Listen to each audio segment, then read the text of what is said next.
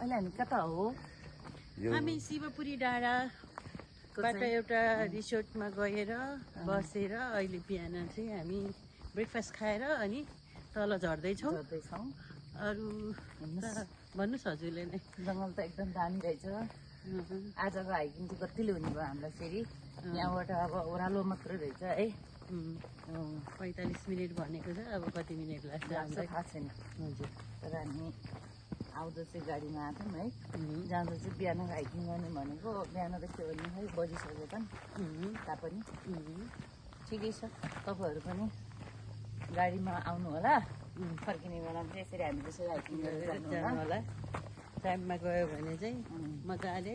आज दिन पनि फेरि शीतल छ, आकाश त पुरै सेतै छ। बहुत अच्छा है। यो चाहिँ निकुञ्ज क्षेत्र भएको हुनाले यसमा चाहिँ हर्न बजाउने, चर्को आवाज गर्ने, चिच्याउने, हो हल्ला गर्न चाहिँ सख्त मनाइ छ।